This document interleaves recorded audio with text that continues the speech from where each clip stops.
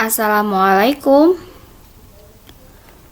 Bertemu kembali bersama Ibu di mata pelajaran tematik.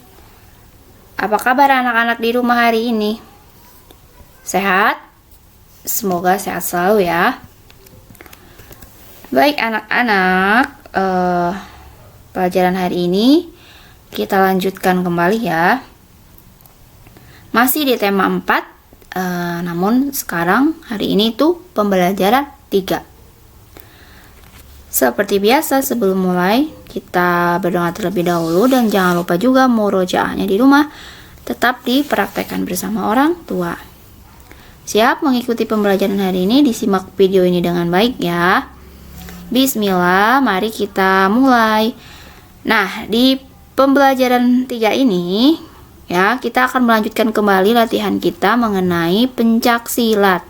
Di sini ada berbagai macam gerakan ya, ada tangkisan dalam pencak silat. Nanti kalian perhatikan gambarnya satu persatu dan boleh mempraktekannya di rumah ya.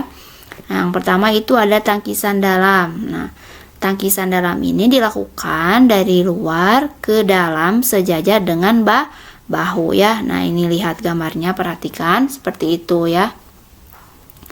Kemudian yang kedua itu ada tangkisan luar, dilakukan dari dalam ke luar sejajar dengan bahu. Ini contohnya ya, yang di tanda panah merah. Nah, nanti boleh perhatikan.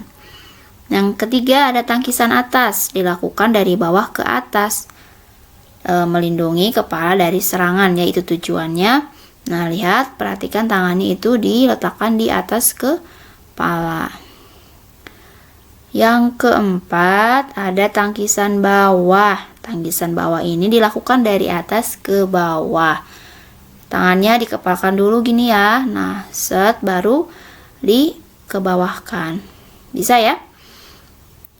Nah, itu berbagai macam jenis tangkisan ya. Nanti boleh kalian praktekkan di rumah masing-masing. Selanjutnya kita akan belajar mengenai jenis pekerjaan yang memanfaatkan sumber daya alam ya. Nah, kita perhatikan di sini ada ayo membaca. Nah, oke.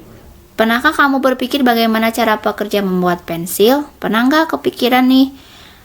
Nah, pensil ini awalnya adalah sebuah alat tulis atau lukis ya, yang terbuat dari grafit murni atau karbon yang berasal dari alam. Sayangnya grafit murni cenderung rapuh dan mudah patah. Makanya seiring dengan perkembangan zaman, cara pembuatan pensil ini diubah ya. Nah, yang pertama itu proses pencampuran ya, dibalut oleh media kertas atau kayu. Nah, itu proses pencampuran. Nah, cara membuat pensil itu dilakukan dengan 4 tahap ya. Nah, di sini nomor 1 ada ya, sudah disediakan bagaimana cara memproses pembuatan pensil. Pertama, perhatikanlah kembali ya ke bacaan. Nah, ini ada kata kuncinya, cara membuat pensil. Pertama itu menghancurkan grafit dan tanah liat menjadi bentuk bubuk. Nanti kalian boleh dituliskan di kolom 1 ya. Nah, kemudian berarti kalau ada kata kemudian itu pindah ke langkah selanjutnya atau langkah kedua. Itu dibakar selama kurang lebih dari 3 hari. Setelah itu berarti ada kata setelah itu ada perpindahan juga ya. Lanjut ke langkah ketiga, yaitu pensil dibentuk panjang dan tipis. Nah, yang terakhir barulah dibungkus kayu. Itu ya langkah-langkahnya atau prosesnya. Nanti boleh kalian tuliskan di kolom. Terus sumber daya alam apa yang digunakan untuk pembuatan pensil? Nah, tahukah kalian bahwa pensil itu terbuat dari kayu ya? Nah, kayu yang telah ditebang untuk pembuatan pensil berasal dari pohon. Benda-benda lain yang terbuat dari kayu juga berasal dari pohon. Agar terjaga kelestariannya, pohon yang ditebang itu harus diganti dengan menanam kembali bibit baru dari tanaman sejenis. Jadi nggak boleh udah dipakai gitu ya, sudah digunakan tidak ditanami lagi, itu tidak boleh ya. Jadi apabila kita menanam kembali, nah berarti tandanya kita sudah cinta lingkungan ya. Nah, itu sudah menghargai yang namanya lingkungan. Nah, bisa ya di sini berarti tuliskan sumber daya alam yang digunakan pembuatan pensil adalah tumbuhan ya, atau kayu. Nomor 3, apa yang terjadi bila penggunaan pensil dan barang-barang lainnya terbuat dari kayu tidak dibatasi? Ayo, kira-kira apa? Kalau pembuatannya tidak dibatasi, jadi apa yang akan terjadi? Sumber daya alam kayunya itu bisa jadi langka ya, atau bahkan misalnya hilang dari permukaan bumi. Makanya kita perlu menanam kembali supaya tidak hilang alias langka ya. Nah, yang keempat, berikan saranmu agar menggunakan pensil secara hemat sebagai salah satu cara untuk melestarikan lingkungan. Sudah kepikiran contohnya apa caranya? Nah, contohnya bisa kita lakukan dengan menggunakan pensil itu sampai pendek ya, sampai benar-benar tidak bisa digunakan kembali. Jangan sampai pensil beli baru, serut masih panjang, dibuang gitu ya. Nah, itu sama dengan penghamburan. Oke? Tidak boleh.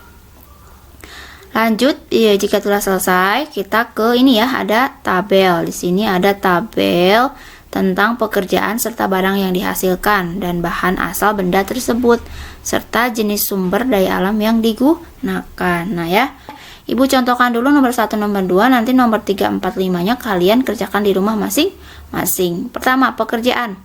Nah, ini ada kayu ya, ini ada tukang kayu. Barang yang dihasilkannya apa? Bisa meja, kursi, lemari, dan sebagainya. Bahan asal benda itu dari kayu ya. Jenis sumber daya alamnya adalah tumbuhan. Nah, yang kedua ada apa ini? Bisa jadi peternak sapi ya. Nah, itu atau pemerah sapi. Barang yang dihasilkannya apa? Susu. Bahan asal benda dari sapi. Jenis sumber daya alam yang digunakan adalah hewan ya. Nomor 3, 4, 5 silahkan dikerjakan. Apabila gambarnya tidak jelas, boleh langsung WA Bu Ria ya. Siap? Oke. Jika sudah selesai, langsung ini amati tabelmu. Kerjakan nomor 1 dan nomor 2. Nah, nanti dilanjutkan ke modul ya, yang cuman sedikit kalau tidak salah di modulnya itu. Tuliskan, jelaskan ya. Jelaskan atau jawab pertanyaan yang sudah disediakan.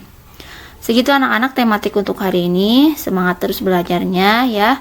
Sampai ketemu di pembelajaran lainnya. Wassalamualaikum warahmatullahi wabarakatuh.